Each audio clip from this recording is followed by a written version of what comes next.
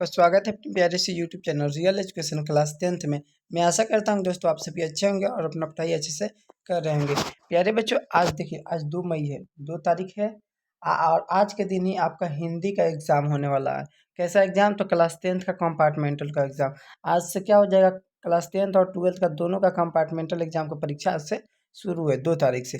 तो हम आपके लिए क्लास 10th के हिंदी का, आज देखिए हिंदी सब्जेक्ट का है, ठीक है ना। आज हिंदी सब्जेक्ट का एग्ज़ाम होने वाला है। तो हम आपके लिए 100 वीवीआई क्वेश्चन लाए हैं। 100 ऐसे क्वेश्चन है जो आपके सीधे board exam, compartmental board exam 2025 में ही देखने को मिलेंगे। इसी वर्ष मतलब आज के दिन ही 2 तारीख को ये क्वेश्चन आपको बोर्ड एग्जाम में सीधे डायरेक्ट देखने को मिलेंगे। तो आप इस वीडियो को शुरू से अंत तक देखते रहिएगा। देखिए, ज़रा सा भी स्किप मत कीजिएगा, ठीक है ना। अगर थोड़ा सा भी स्किप कीजिएगा तो आपका नंबर मतलब कम आ जाएगा। तो इसीलिए अगर आप चाहते हैं हिंदी में 100 में 100 लाना चाहते हैं तो इस वीडियो को शुरू से अंत तक जरूर से देखिएगा और इसको अच्छे से देखिएगा, पूरा ध्यान और लगन से, मतलब फोकस पूरा 100% इसी पे रहना चाहिए। अगर आप हमारे चैनल पर नए हैं तो इस चैनल को सब्सक्राइब कर दीजिएगा, ठीक है ना प्यारे बच्चों। सब्सक्राइब करके अगर ये वीडियो पसंद आया तो आप इस वीडियो को एक लाइक कर दीजिएगा और आप अभी मतलब क्लास को ज़्यादा से ज़्यादा दोस्तों के पास शेयर कर दीजिए, जिससे कि आपके जो भी दोस्त हैं कंपार्टमेंटल एग्जाम देने वाले होंगे, ये इस वीडियो को देख के जाएंगे और एग्जाम में पूरा 100 में 100 मार्क्स लाएंगे, ठीक है ना। जो भी नंबर रहेगा मतलब 100 में 100 आएगा। जो भी बच्चे ये पढ़ के जाएगा 100% है कि 100 में 100 नंबर लाएगा ही लाएगा। तो आप इसको पढ़ के जाइएगा अच्छा से। आइए बिना देर किए जल्दी से इस क्लास को शुरू करते हैं। आपका प्रश्न संख्या 1 देखिए क्या कर रहा है। आपका प्रश्न संख्या 1 कर रहा है, बी आर नारायण ने किस कहानी का अनुवाद किया था, ठीक है ना। देखिए कितना मस्त क्वेश्चन बी आर नारायण पूछा है। ढहते ढहते विश्वास, मंगम्मा नगर या फिर माँ कहानी का। तो आपको मालूम है ना, बी आर नारायण कौन थे? तो दही वाली मंगम्मा कहानी के जो अनुवाद किए थे वही थे। तो ऑप्शन बी आपका करेक्ट आंसर हो जाएगा। अगला प्रश्न है, श्रीनिवास किस भाषा के साहित्यकार हैं? कन्नड़ भाषा के, तमिल भाषा के, मराठी भाषा के या फिर गुजराती? बी आर नारायण श्रीनिवास जी पूछ रहे हैं, तो श्रीनिवास कन्नड़ भाषा, क्या हो जाएंगे? कन्नड़ भाषा। ऑप्शन ए आपका करेक्ट आंसर हो जाएगा। अगला प्रश्न देखते हैं, मंगम्मा की बहू का क्या नाम है? नजम्मा, रंगम्मा, गंगम्मा या संजम्मा?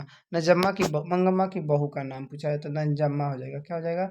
नंजम्मा। ऑप्शन ए आपका 100% करेक्ट है। अगला प्रश्न को देखते हैं, दही वाली मंगम्मा, दही वाली मंगम्मा के लेखक कौन है? सुजाता, सतकोड़ी होता, श्रीनिवास या फिर सावरदैया? दही वाली मंगम्मा, दही वाली मंगम्मा के कहानी का लेखक पूछा है तो श्रीनिवास जी हो जाएंगे। क्या हो जाएंगे? श्रीनिवास जी। ऑप्शन सी आपका करेक्ट आंसर है। अगला प्रश्न है, मंगम्मा क्या बेचती थी? मंगम्मा क्या बेचती थी? दूध, दही, मक्खन या फिर घी? मंगम्मा क्या बेचती थी?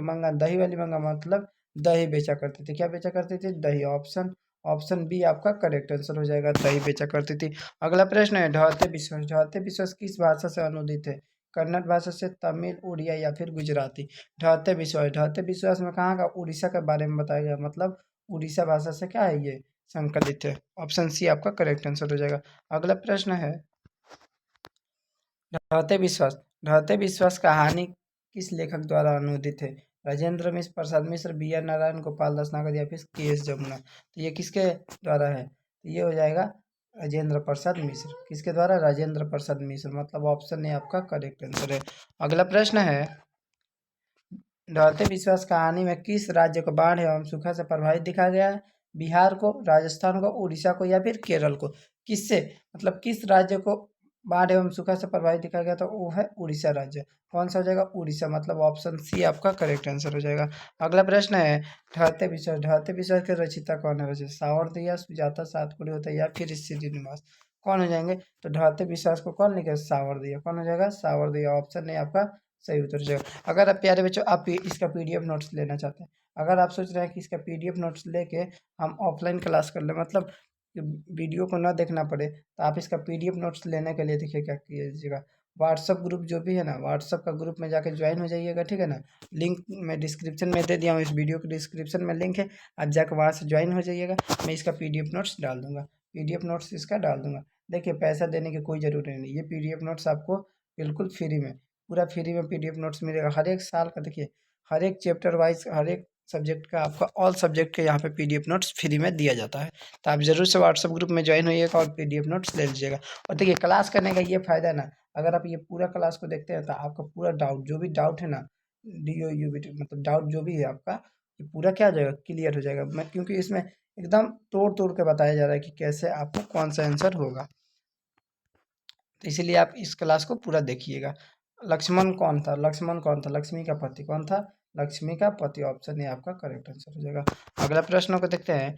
लक्ष्मण कहाँ नौकरी करता? लक्ष्मण कहाँ? कोलकाता में नौकरी करता था, ऑप्शन सी आपका करेक्ट आंसर हो जाएगा। देखिए प्यारे बच्चों, मैं डायरेक्ट आंसर बता दे रहा हूँ, जिससे कि क्या हो जाएगा, आपका जल्दी क्लास हो जाएगा। मतलब 100 क्वेश्चन है तो टाइम भी लगता है, इससे क्या हो जाएगा, जल्दी कम समय में आपका ज़्यादा तैयारी हो जाएगा। लक्ष्मण देश में रहता था। लक्ष्मण कहाँ? कलकत्ता में रहता था। कहाँ पे रहता था प्यारे बच्चों? ऑप्शन डी कलकत्ता में रहता था। अगला प्रश्न है, लक्ष्मी के बड़े लड़के का नाम। लक्ष्मी के बड़े अच्युत, क्या नाम था? अच्युत नाम था। ऑप्शन ए याद रखिएगा। लक्ष्मी के देखिए बड़े लड़के का क्या नाम था? अच्युत। जो लक्ष्मी क्या की थी, अपने बड़े बेटे को बांध पर रखने के लिए भेज दी थी। बांध पर रखने के लिए भेज दी थी। अगला प्रश्न है, मंगू के अलावा उसकी माँ की कितनी संतानें थी? 2, 3, 4 या फिर 1? कितने संतानें? 2, 3, 4 या फिर 1? मंगू के अलावा उसकी माँ की कितनी संतानें थी? जो कितने हो जाएंगे? 2 हो जाएंगे। क्या हो जाएंगे? कितने? 2 संतानें थी। ऑप्शन ए याद रखिएगा, ठीक है ना प्यारे बच्चों। देखिए प्यारे बच्चों, जब आप एग्जाम दिखाइएगा ना, कंपार्टमेंटल एग्जाम, मतलब 2 तारीख को जब आप एग्जाम देकर आ जाइएगा, तो आप जैसे ही आके तुरंत हमारे चैनल से पे आ जाइएगा और देखिएगा, वहाँ पे हम आंसर की पूरा का पूरा आंसर, जो भी 100 क्वेश्चन आएंगे ना, इसी से, ये तो बता ही दिए हैं, और 1-2 क्वेश्चन नहीं रहेंगे इसमें से। हम जानते हैं कि 1-2 क्वेश्चन नहीं रहेंगे, सब का सब नहीं रहेगा, पर 60-70%, 60 से 70% क्वेश्चन आपके बोर्ड एग्जाम में इसी से रहेंगे, ठीक है ना। तो बाकी जो भी क्वेश्चन रहेगा, मैं उसका सभी का सभी मतलब 1 से लेकर 100 तक का, मतलब ये क्वेश्चन पूरा जो भी रहेगा 1 से 100 तक, सभी का मैं आंसर की बता दूंगा आपको, एक वीडियो बना दूंगा आंसर की, आप मिला लीजिएगा कि आपका कितना सही होता है, ठीक है ना। मैं आशा करता हूँ कि आपका 45 प्लस ही आएगा अधिक, ठीक है ना। ऑब्जेक्टिव 45 प्लस सही होगा, एकदम करेक्ट है कि अगर आप इस वीडियो को देख के जाते हैं तो 45 प्लस, अगर नहीं देखते हैं तो आप बहुत पछताना पड़ेगा। तो इसीलिए आप इस वीडियो को जरूर से देख के जाइएगा, जिससे कि पछताना ना पड़े और बोर्ड एग्जाम 2025 में इसी पर आपका सिलेक्शन हो जाए, मतलब अच्छा नंबर से पास हो जाइएगा आप। फिर है अगला प्रश्न, माँ कहानी किस लेखक द्वारा रचित है? तो माँ कहानी किसके द्वारा? ईश्वर पैटलीकर के द्वारा। किसके द्वारा? ईश्वर पैटलीकर के द्वारा, ऑप्शन सी करेक्ट आंसर। अगला प्रश्न है, मंगू माँ को कितने संतान? मंगू की माँ को कुल कितने संतान थे? 3। कितने थे? 3, ऑप्शन बी याद रखिएगा, 3 हो जाएगा। अगला प्रश्न है, मंगू जन्म से है मंगू जन्म से क्या है? पागल और गूंगी। क्या है? पागल और गूंगी है, ऑप्शन सी याद रखिएगा। मंगू जन्म से ही पागल और गूंगी है, ठीक है ना। अगला प्रश्न है, मंगू किस कहानी के पात्र है? मंगू किस कहानी के पात्र है? तो हो जाएगा नगर, नहीं, मगर मंगू किस कहानी की? माँ कहानी की। किनकी? माँ कहानी की, ऑप्शन डी आपका करेक्ट आंसर हो जाएगा। अगला प्रश्न, मंगू कैसी लड़की थी? मंगू कैसी लड़की थी? पागल गूंगी, बहरी और गूंगी, गूंगी और लड़की, या फिर लंगड़ी और पागल? तो मंगू देखिए, याद रखिएगा, मंगू पागल और गूंगी थी। कैसी? पागल और गूंगी, ऑप्शन ए आपका करेक्ट आंसर हो जाएगा। अगला प्रश्न है, मंगू की उम्र क्या थी? मंगू की उम्र पूछा है, 10 वर्ष, 11 वर्ष, 12 वर्ष, 13 वर्ष। तो मंगू की उम्र कितनी थी? 12 वर्ष थी। कितनी? 12 वर्ष, ऑप्शन सी याद रखिएगा। अगला प्रश्न है, मंगू को अस्पताल का रोग कब से था? कब से था? 6 वर्ष की अवस्था से, जन्म से, 10 वर्ष से, या फिर इनमें से कोई नहीं? तो मंगू को पागलपन का रोग कब से था? तो वह जन्मजात से ही था, मतलब जन्म से ही पागल हुआ थी, ऑप्शन बी याद रखिएगा। अगला प्रश्न है, नगर, नगर कहानी क्या पूछा? नगर किस भाषा से अनुदित है? उड़ीसा, तमिल, गुजराती या फिर कन्नड़? नगर कहानी, नगर कहानी कहाँ से? तमिलनाडु, मतलब तमिल से है। कहाँ से? तमिल से, ऑप्शन बी याद रखिएगा, सही उत्तर है। अगला प्रश्न है, पप्पाती, पप्पाती की उम्र क्या थी? पप्पाती की उम्र, तो पप्पाती की उम्र कितना थी? 12 वर्ष, ठीक है ना, 12 वर्ष याद रखिएगा, सी आपका सही उत्तर हो जाएगा। अगला प्रश्न है, पप्पाती कहानी का, पप्पाती किस कहानी की पात्रा है? रहते विश्वास, नगर, नगर, माँ या फिर धरती कब तक घूमे? तो पप्पाती याद रखिएगा, नगर कहानी की पात्र है, ठीक है ना। अगला प्रश्न है, नगर किस नगर किस कहानी की, नगर भाषा किस कहानी की है? तो तमिल की। कहाँ की? तमिल की। अगला प्रश्न है, बड़े डॉक्टर के अनुसार पप्पाती को क्या बीमारी थी? बड़े डॉक्टर के हिसाब से क्या थी पप्पाती को? बड़े डॉक्टर के अनुसार पप्पाती को क्या? मेनिनजाइटिस था। क्या था? मेनिनजाइटिस। अगला प्रश्न है, पहले दिन पप्पाती को क्या था? पहले दिन क्या था? तो बुखार था। क्या था? बुखार था, हल्का बुखार। अगला प्रश्न है, धरती कब तक घूमेगी कहानी का कहानीकार कौन है? तो ये क्या आ जाएगा? नहीं नहीं, ये नहीं, सातकोड़ी होता, श्रीनिवास सावरदैया, इधर है सातकोड़ी होता। इस धरती कब तक घूमेगी? इसमें नहीं दिया, सुजाता होगा। क्या हो जाएगा? सुजाता, ठीक है ना। सुजाता क्या हो जाएगा? सुजाता। अगला प्रश्न है, धरती कब तक घूमेगी किस भाषा से अनुदित है? धरती कब तक घूमेगी किस भाषा से अनुदित है? तो गुजराती। कहाँ की? गुजरात। नहीं नहीं, ये राजस्थानी है शायद।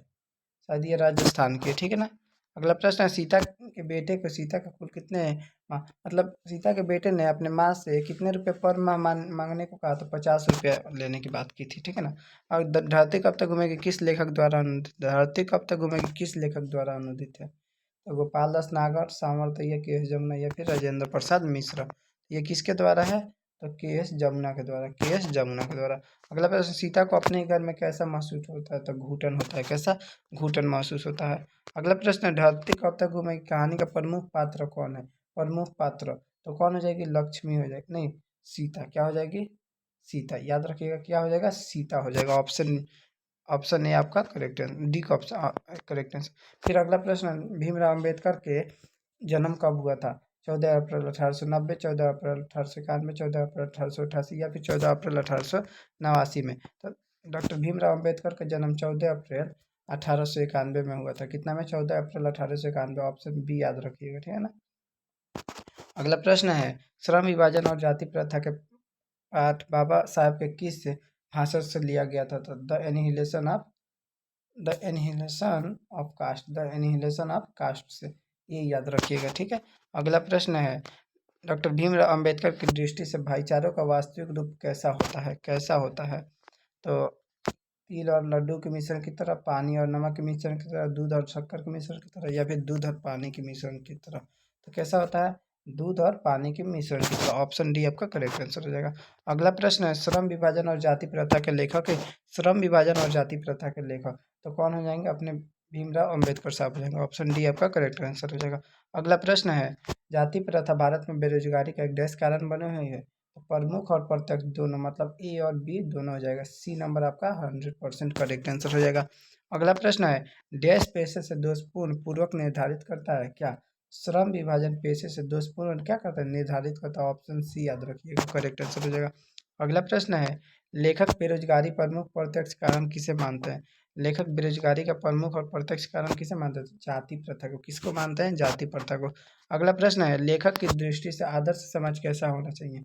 जिसमें सभी लोग पढ़े हों, जिसमें सभी लोग स्वस्थ हो, जिसमें स्वतंत्रता, समानता एवं सब भ्रातृत्व का भाव हो, जिसमें सभी धनी हो। तो लेखक की दृष्टि से आदर्श समाज कैसा होना चाहिए? जिसमें स्वतंत्रता, समानता एवं भ्रातृत्व का भाव हो। ऑप्शन सी आपका करेक्ट आंसर हो जाएगा। अगला प्रश्न है, 20 के दांत किस अनुसार सेन साहब ने सिद्धांतों को भी बदल दिया था? तो बेटियों के अनुसार, खोखा के अनुसार, मदन के अनुसार या फिर गिरधालाल के अनुसार। तो 20 के दांत सेन साहब ने किसके? खोखा के अनुसार क्या किया दिया था? सिद्धांत को बदल दिया था। ऑप्शन बी आपका करेक्ट आंसर हो जाएगा। अगला प्रश्न है, ऐसे ही लड़के आगे चल के जो डाकू गुंडे बनते, यह पंक्ति किसने कहा था? सेन साहब की धर्मपत्नी, गिरधरलाल, सेन साहब या फिर सोफर। तो इस ऐसा कौन कहा था? सेन साहब ने कहा था। ऑप्शन सी आपका करेक्ट आंसर हो जाएगा। अगला प्रश्न है, 20 के दांत के लेखक कौन है? 20 के दांत के लेखक कौन हो जाएंगे? नलिन बिलोचन शर्मा। ऑप्शन ए आपका करेक्ट आंसर। अगला प्रश्न है, 20 के दांत समाज में किस वर्ग का समान मानसिकता उजागर करती है? किस प्रकार का? निम्न वर्ग का। कैसे? निम्न वर्ग का। अगला प्रश्न है, 20 के दांत कैसी कहानी है? 20 के दांत सामाजिक, मनोवैज्ञानिक, धार्मिक, ए और बी दोनों। तो 20 के दांत याद रखिएगा प्यारे बच्चों, मनोवैज्ञानिक होती है। कैसी होती है? मनोवैज्ञानिक कहानी है। अगला प्रश्न है, 20 के दांत किस वर्ग के अनेक अंतर्विरोधियों को उजागर करती है? मध्य वर्ग की, उच्च वर्ग की, निम्न वर्ग की या फिर दलित वर्ग की। तो 20 के दांत जो कहानी है वो निम्न वर्ग के अंतर्विरोधियों को उजागर करती है। अगला प्रश्न है, नलिन बिलोचन शर्मा जन्म से कौन सी भाषा थे? कौन सी भाषा? संस्कृत, मगही, हिंदी या फिर पटना। कौन सी भाषा भाषी थे? तो कौन से भाषा भाषी थे ना? तो वो थे पटना वाले भाषा, ठीक है ना। अगला प्रश्न है, नलिन बिलोचन शर्मा का जन्म कहाँ हुआ था? दिल्ली में, कोलकाता में, पटना में, उत्तर प्रदेश में। नलिन बिलोचन शर्मा का जन्म शायद उत्तर प्रदेश में हुआ था, ठीक है ना। अगला प्रश्न है, नलिन बिलोचन शर्मा का जन्म कब हुआ था? नलिन बिलोचन शर्मा जी का जन्म कब हुआ था? ये प्यारे बच्चों, ये वाला जो क्वेश्चन है ना, नलिन बिलोचन शर्मा का जन्म वो पटना में हुआ था। कहाँ पे हुआ था? पटना में, याद रखिएगा, सी ऑप्शन। फिर नलिन बिलोचन शर्मा का जन्म जन्म पूछा है तो 1918 में, 1818 में, 1819 में, या फिर 1916 में। तो नलिन बिलोचन शर्मा का जन्म 1916 ईस्वी में हुआ था। ऑप्शन डी आपका करेक्ट आंसर हो जाएगा। फिर मदन ने कितने कासू के कितने दांत तोड़े? 3, 1, 2 या फिर 4? तो मदन जो थे कासू के 2 गो दांत तोड़ा था। कितना? 2 दांत। अगला प्रश्न है, खोखा किसको कहा गया है? खोखा किसु को, कुसु को, कासु को या फिर कंसु को? तो कासु को कहा गया है खोखा। अगला प्रश्न, विष के दांत कहानी ली गई है। विष के दांत किससे कहानी ली गई? तो विष के दांत अन्य कहानी संग्रह से लिया गया है। ऑप्शन बी आपका करेक्ट आंसर हो जाएगा। अगला प्रश्न, सेन साहब का मित्र क्या था? सेन साहब का मित्र क्या था? डॉक्टर, वकील, पत्रकार या फिर शिक्षक? सेन साहब के जो मित्र थे, मतलब आए थे, वो क्या थे? तो वो पत्रकार थे। क्या थे? पत्रकार। अगला प्रश्न है, गिरधर लाल कौन था? कासू का पिता, मदन का पिता, रजनी का या फिर शेफाली का पिता? तो मदन के पिता का क्या नाम था? गिरधर लाल। ऑप्शन ऑप्शन बी आपका करेक्ट आंसर हो जाएगा। अगला प्रश्न है, भारत से हम क्या सीखे? दारिद नामक सोने के सिक्के से घड़ा भरा भरा घड़ा किसे मिला था?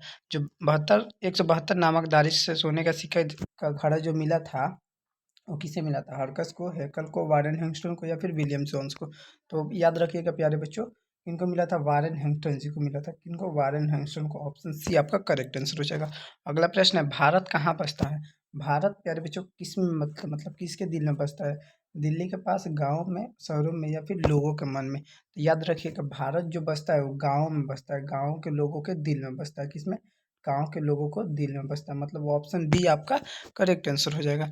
फिर अगला प्रश्न को देखते हैं, फ्रेडरिक मैक्समुलर। फ्रेडरिक मैक्समुलर किस पाठ के रचयिता है? श्रम विभाजन, जाति प्रथा, नागरिक लिपि, भारत से हम क्या सीखे या फिर परंपरा मूल्यांकन? फ्रेडरिक मैक्समुलर थे, वो किसके लेखक है? वो भारत से हम क्या सीखे इस पाठ को लिखे हुए थे। ऑप्शन सी आपका करेक्ट आंसर हो जाएगा। अगला प्रश्न है, भारत से हम क्या सीखे के लेखक कौन है? भारत से हम क्या सीखे लेखक? तो अभी देखिए, अभी इसको उल्टा कर दीजिए, मैक्स मूलर हो जाएगा। कौन हो जाएगा? Max Muller. अगला प्रश्न है, मैक्स मूलर का जन्म कहाँ हुआ था? पटना में। कहाँ पे हुआ था? पटना में हुआ था। ऑप्शन ए याद रखिएगा। अगला प्रश्न है, मैक्स मूलर की मृत्यु कब हो गई थी? मृत्यु पूछा है। 18 फरवरी 1916 में, 12 सितंबर 1961 में, 28 अक्टूबर 1900 में, या फिर 6 दिसंबर 1800 कितना? 1907 में। तो नहीं, तो देखिए 12 सितंबर 1961 में उनकी मृत्यु हो गई थी मैक्स मुलर सी की। रानी विक्टोरिया ने मैक्स मुलर को किस उपाधि के लिए बुलाया था? किस उपाधि? कवि, नाइट, गायक या फिर डॉक्टर? याद रखिएगा प्यारे बच्चों, जो कवि विक्टोरिया थी वो मैक्स मुलर को नाइट की उपाधि के लिए बुलाई थी, ठीक है ना। और अगला प्रश्न है, मैक्स मुलर को स्वामी विवेकानंद क्या कहते थे? तो वेदांतियों का वेदांती कहते थे। ऑप्शन ए याद रखिएगा, वेदांतियों का वेदांती किसे कहा जाता है? मैक्स मुलर जी को कहा जाता है, ठीक है ना। अगला प्रश्न है, मैक्स मुलर का जन्म कब हुआ था? मैक्स मुलर का जन्म, तो मैक्स मुलर जी का जन्म 1916 में हुआ था। ऑप्शन ए आपका करेक्ट आंसर हो जाएगा। अगला प्रश्न, मैक्स मुलर के पिताजी का क्या नाम था? फ्रेडरिक मैक्समुलर, डेविड हेरल मैक्समुलर या फिर फर्नवेल? तो फ्रेडरिक मैक्समुलर क्या था? फ्रेडरिक नहीं, विलहेल विल्हेल्म मैक्समुलर। विल्हेल्म मैक्समुलर उनके पिताजी का नाम था। अगला प्रश्न है, मैक्समुलर ने हिप्पोडेस नामक अनुवाद कौन सी भाषा में किए थे? तो कौन से? जर्मन भाषा में। हिप्पोडेस जो पुस्तक थी उसका अनुवाद कौन से भाषा में? जर्मन भाषा में किए थे वो। अगला प्रश्न है, मैक्समुलर मैक्समुलर ने मानव सभ्यता का मूल स्रोत किसे माना है? भौतिक ज्ञान को, पाश्चात्य सभ्यता को, वैदिक तत्वों को या फिर विश्व इतिहास के ज्ञान को? तो किसको माने हैं? वो माने हैं भौतिक नहीं, पाश्चात्य सभ्यता के ज्ञान को, पाश्चात्य सभ्यता के ज्ञान को माने हैं। अगला प्रश्न है, दारिस क्या है? दारिस क्या है? एक धार्मिक ग्रंथ, और फिर सोने का प्राचीन काल सिक्का, चांदी का प्राचीन काल सिक्का या फिर एक देवता? तो दारिस नामक का क्या होता है? सोने का एक प्राचीन सिक्का होता है, मतलब जो घड़ा से भरा मिला हुआ था।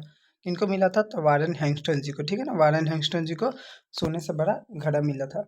फिर नाखून बढ़ते हैं, लेखक के अनुसार नाखून जीवता प्रतीक है? किसके प्रतीक है? मनुष्यता का, सभ्यता का, पशुता का, वृत्ति का या फिर सौंदर्य का? तो कितने किसके जीवन के प्रतीक है? तो पार्श्ववृत्ति के प्रतीक है। अगला प्रश्न है, हजारी प्रसाद द्विवेदी का जन्म हुआ था। हजारी प्रसाद द्विवेदी का जन्म हुआ था 1907 ईस्वी में। अगला प्रश्न है, हजारी प्रसाद द्विवेदी किस निबंध के रचयिता है? किस निबंध के रचयिता है? तो किसके हैं? नाखून क्यों बढ़ते हैं, जो चैप्टर नंबर 4 गोधली का चैप्टर नंबर 4 को लिखे हैं, उसी के ये रचयिता है, मतलब लिखे हुए हैं। अगला प्रश्न है, पहले से मनुष्य नाखून क्यों बढ़ाते थे? अपनी रक्षा के लिए। किसके लिए?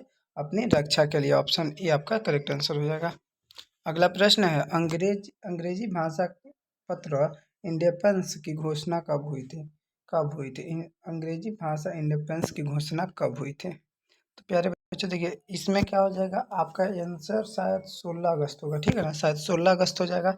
अगला प्रश्न, अपने ही अधीन रहना अंग्रेजी में हम क्या कहते हैं? अपने ही अधीन रहना मतलब खुद पर डिपेंड रहना। खुद पर डिपेंड रहना मतलब इंडिपेंडेंस, मतलब डिपेंड, सेल्फ डिपेंड नहीं, अपने अधीन रहना इधर हो जाएगा, सेल्फ डिपेंड मतलब खुद पर निर्भर रहना हो जाएगा। Option D.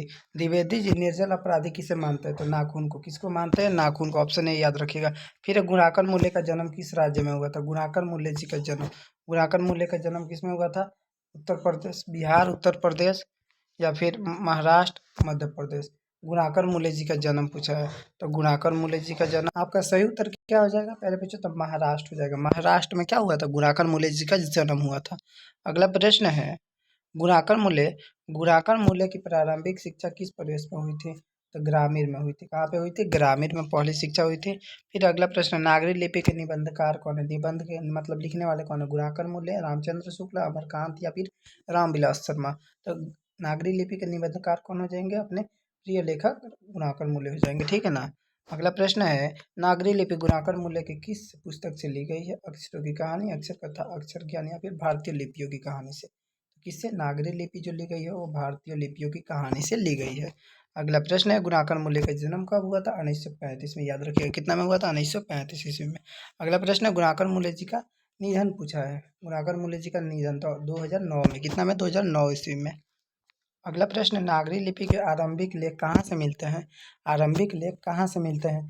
पूर्व भारत से, दक्षिण भारत से, उत्तर भारत से या फिर इनमें से कोई नहीं। तो जो नागरी लिपि के आरंभिक खेल है, मतलब जो आरंभिक मतलब शुरू में जो लेख लिखे मिले थे वो कहाँ से? हमारे उत्तरी भारत से मिलते हैं, उत्तरी भारत। ठीक है ना, ऑप्शन सी याद रखिएगा, कहाँ से? उत्तरी भारत से मिलते हैं। फिर अगला प्रश्न है, बहादुर पर कितने रुपए के चोरी का इल्जाम लगाया गया था? 11, 10 रुपये, 11 रुपये, 12 रुपये या फिर 13 रुपये। तो बहादुर पर याद रखिएगा प्यारे बच्चों, बहादुर पे 11 रुपये का चोरी का इल्जाम लगाया गया था। वो कौन लगाया था? तो इसके रिश्तेदार लगाए थे। अगला प्रश्न है, बहादुर के घर से अचानक क्यों चला गया? बहादुर घर से अचानक क्यों चला गया? नौकरी मिल जाने के कारण, माँ की याद आने के कारण, नौकरी अरे चोरी का इल्जाम के कारण या फिर उपयुक्त सभी। कौन सा? बहादुर देखिए लेखक के घर से अचानक क्यों चला जाता है? तो चोरी का इल्जाम लगाने का। देखिए प्यारे बच्चों, बहादुर बहुत ही प्यारा बच्चा था, मतलब बहुत ही अच्छा लड़का था। उसने चोरी नहीं की थी, पर उस पर गलत इल्जाम लगाया गया तो उससे बर्दाश्त नहीं हुआ और वो क्या किया? लेखक का घर को छोड़ के अपने माँ के घर चला गया, मतलब अपने माँ के पास चला जाता है। अगला प्रश्न है, बहादुर कहानी से के कहानीकार कौन है? नलिन बिलोचन शर्मा, अमरकांत, विनोद कुमार शुक्ल या फिर अशोक वाजपेयी। बहादुर के लेखक, बहादुर कहानी के कहानीकार मतलब लेखक का नाम पूछा है, तो बहादुर कहानी के लेखक का नाम याद रखिएगा, अमरकांत हो जाएगा। क्या हो जाएगा? अमरकांत। ऑप्शन बी हमेशा याद रखिएगा, करेक्ट आंसर हो जाएगा बी। अगला प्रश्न है, लेखक अमरकांत जी का जन्म कब हुआ था? लेखक का नाम अमरकांत जी का जन्म कब हुआ था? जुलाई 1915 में, जुलाई 1926 में, जुलाई 1924 में या फिर जुलाई 1927 में। तो लेखक अमरकांत जी का जन्म, अमरकांत जी का जन्म पूछा गया है। तो लेखक अमरकांत जी का जन्म कब हुआ था? जुलाई 1925 में हुआ था। कितना में? जुलाई 1925 में, मतलब ऑप्शन ए क्या हो जाएगा आपका? करेक्ट आंसर हो जाएगा। अगला प्रश्न है, अमरकांत जी का जन्म किस राज्य में हुआ था? मध्य प्रदेश, आंध्र प्रदेश, उत्तर प्रदेश या फिर बिहार में। कहाँ पे हुआ था? लेखक अमरकांत जी का जन्म कहाँ हुआ था? लेखक अमरकांत जी का जन्म जो हुआ था वो कहाँ पे हुआ था प्यारे बच्चों? उत्तर प्रदेश, मतलब यूपी याद रखिएगा। यूपी मतलब यूपी का मतलब होता है उत्तर प्रदेश। अगला प्रश्न है, बलिया जिला में हुआ था, ये भी याद रखिएगा। बहादुर का पूरा नाम क्या था? वीर बहादुर, दिल बहादुर, बोथ या फिर नॉन। तो देखिए प्यारे बच्चों, बहादुर का पूरा नाम, तो बहादुर का पूरा नाम याद रखिएगा, दिल बहादुर था। दिल बहादुर। अब अगर एक और क्वेश्चन पूछता है कि बहादुर के नाम से दिल किसने हटा दिया था, तो याद रखिएगा लेखक की जो पत्नी थी निर्मला ने क्या किया था, मतलब कि बहादुर नाम से दिल मतलब उड़ा दिया था। तो किसने, प्यारे बच्चों याद रखिएगा, जो लेखक की जो पत्नी थी उसी ने क्या की थी, निर्मला, उसी ने क्या की थी, बहादुर के नाम से दिल शब्द को हटा दिया गया था, मतलब उड़ा दिया।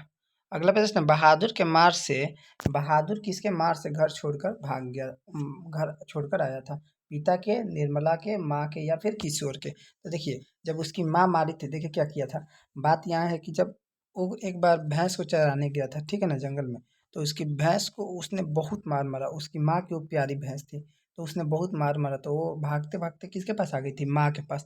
तो माँ ने भी क्या हुआ, माँ गुस्सा हो गई और जो बहादुर को बहुत मारी, तो बहादुर क्या किया, घर छोड़कर ही भाग गया। तो कौन मारा था, बहादुर को माँ ने मारी थी, ठीक है ना। अगला प्रश्न है, बहादुर कहानी के कथावाचक कौन है, कथावाचक मतलब कथाकार कौन है, लीला, निर्मला, कमला या फिर विमला। कथाकार की पत्नी कौन है, कथाकार की पत्नी पूछा है, ठीक है ना, कथाकार की पत्नी तो निर्मला हो जाएगी।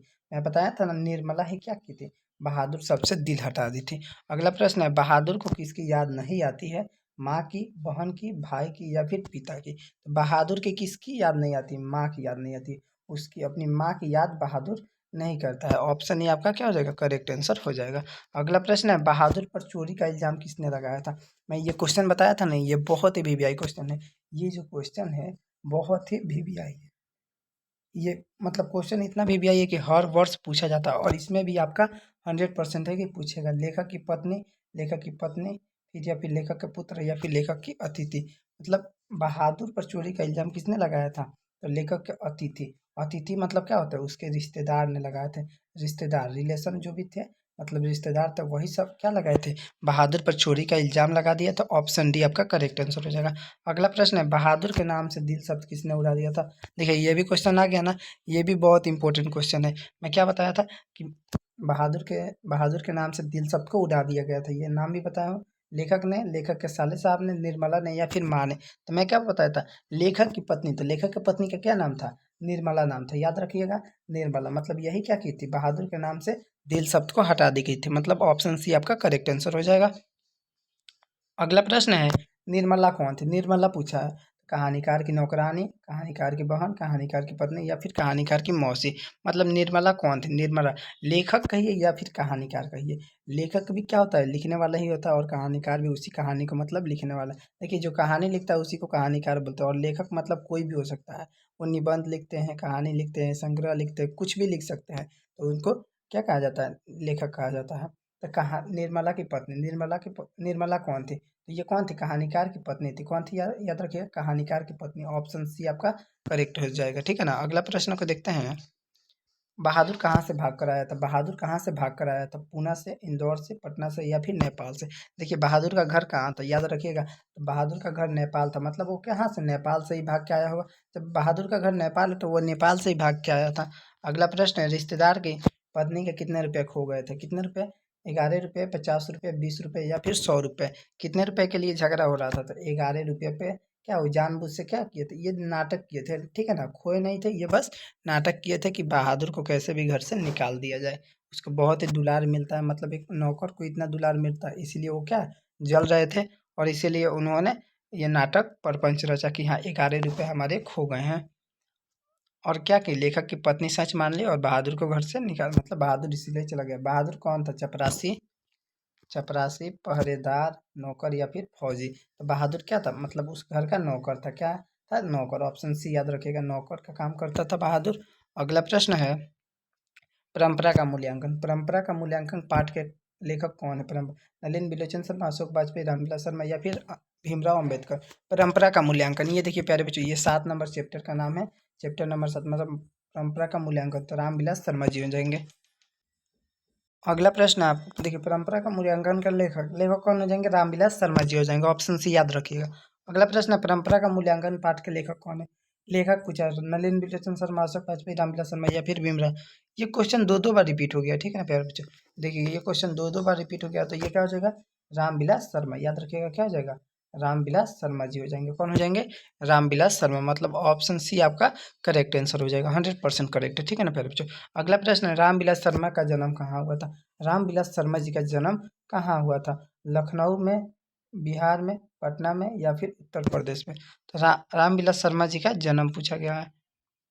तो याद रखिएगा प्यारे बच्चों, रामविलास शर्मा जी का जन्म, जो रामविलास शर्मा जी का जन्म कहाँ हुआ था, तो उत्तर प्रदेश, मतलब यूपी हम बताए थे ना, यूपी में हुआ था। देखिए यूपी से ना बहुत सारे लेखक प्रसिद्ध हैं, मतलब ज़्यादातर लेखक का जन्म उत्तर प्रदेश में ही हुआ है।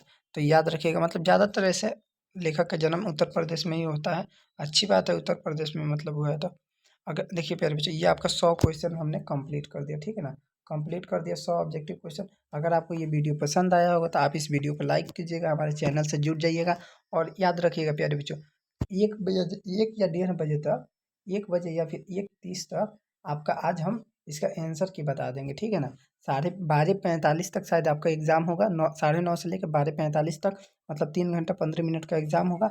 मैं आपको 1 या 1:30 बजे, 1 बजे तक नहीं हो पाएगा, पर 1:30 बजे तक आपका क्या हो जाएगा, आंसर की मैं आपको बता दूंगा। तो आप हमारे चैनल पे आ जाइएगा, रियल एजुकेशन चैनल का नाम है, आप इधर देख ही रहे हैं, रियल एजुकेशन क्लास 10। इसी चैनल पे आ जाइएगा, आपको 1:30 बजे तक इसका आंसर की मिल जाएगा।